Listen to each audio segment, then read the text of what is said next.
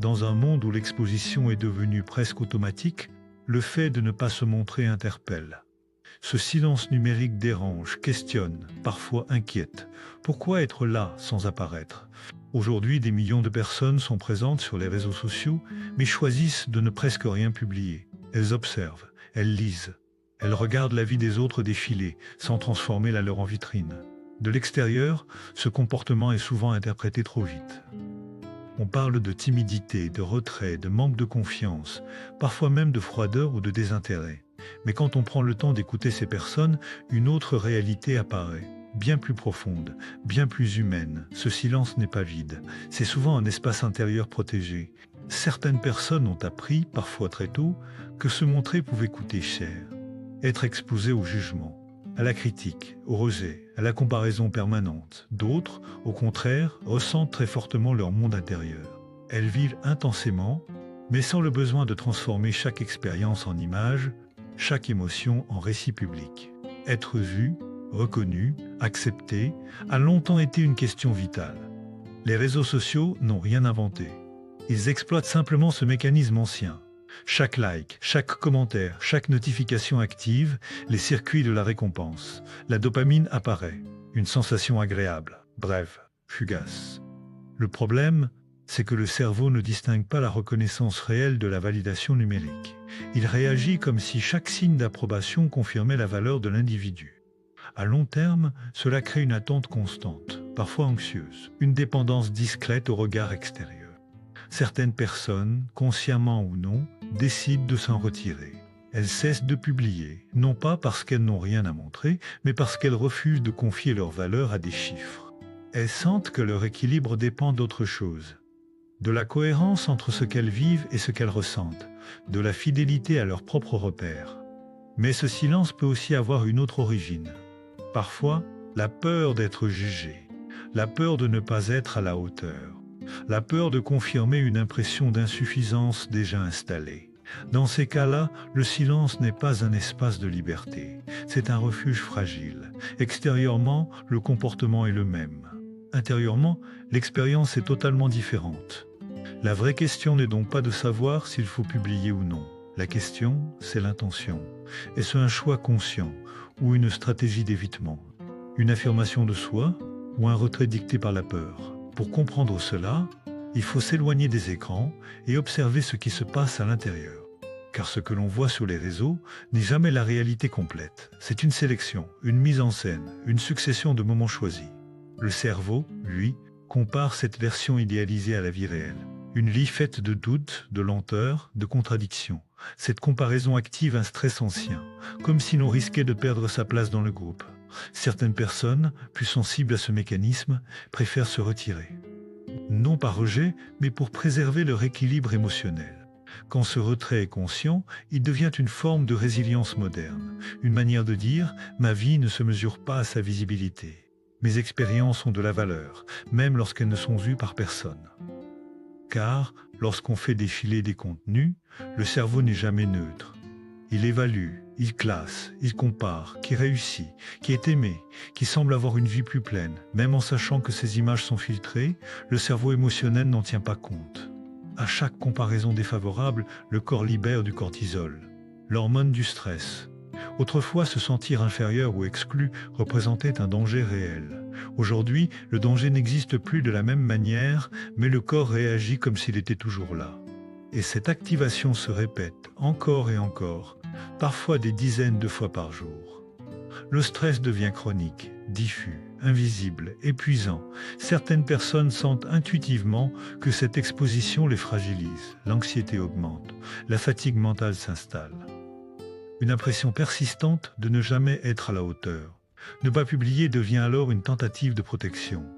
Mais si ce silence s'accompagne d'une consommation excessive des contenus des autres, le malaise persiste. Parfois même, il s'aggrave. On ne se montre pas, mais on continue à se comparer. On observe les réussites des autres tout en dévalorisant sa propre vie. Peu à peu, une distorsion s'installe.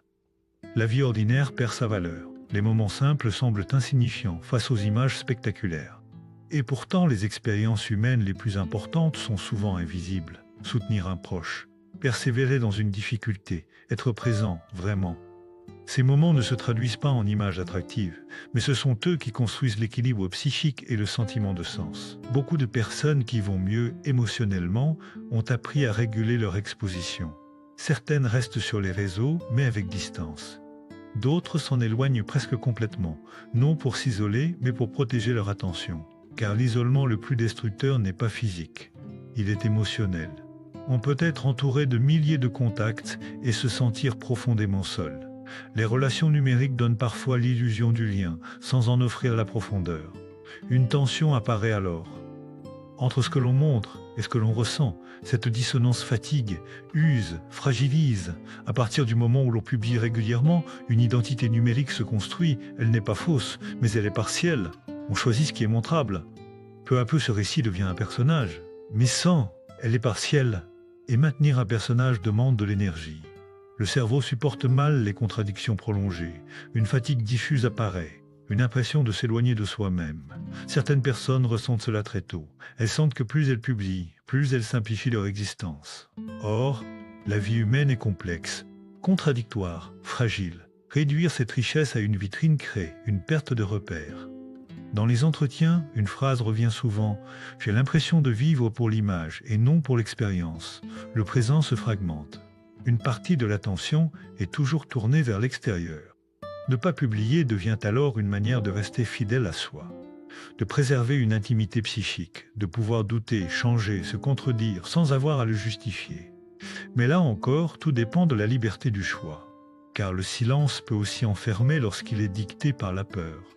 L'enjeu n'est pas la visibilité, c'est la liberté intérieure. Au fond, ce que les réseaux capturent le plus, ce n'est pas l'image, c'est l'attention. Et l'attention est une ressource limitée. Chaque stimulus la fragmente. Le cerveau passe d'une chose à l'autre sans s'arrêter. Il reste en surface.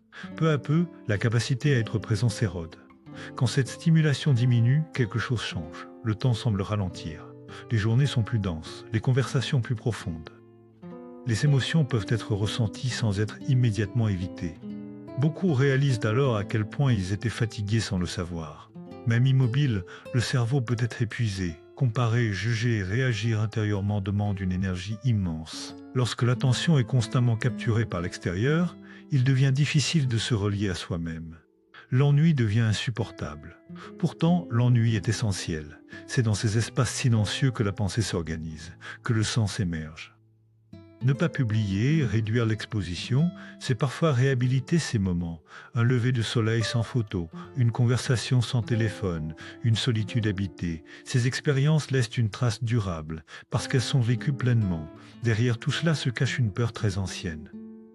La peur que notre vie n'ait pas de valeur si elle n'est pas vue. La peur de disparaître sans trace. Les réseaux ont transformé cette peur en exigence de visibilité. Mais la visibilité ne nourrit pas le sens. Elle le stimule sans jamais le satisfaire. Beaucoup réalisent un jour que les moments les plus importants de leur vie n'ont jamais été montrés. Une parole juste, une fidélité silencieuse, un choix aligné avec ses valeurs. Ce sont ces moments invisibles qui construisent l'estime de soi. Une estime de soi solide ne dépend pas du regard extérieur. Elle repose sur la cohérence intérieure, sur le fait de se respecter, même lorsque personne n'applaudit. Ce qui est en jeu finalement, ce n'est pas la présence sur les réseaux. C'est la liberté d'exister sans se surveiller. La liberté de vivre sans prouver. La liberté d'être imparfait, discret, humain. Une vie qui a du sens n'est pas forcément une vie visible. C'est une vie ressentie. Et souvent, c'est dans le silence, loin des écrans, que cette vérité devient la plus claire.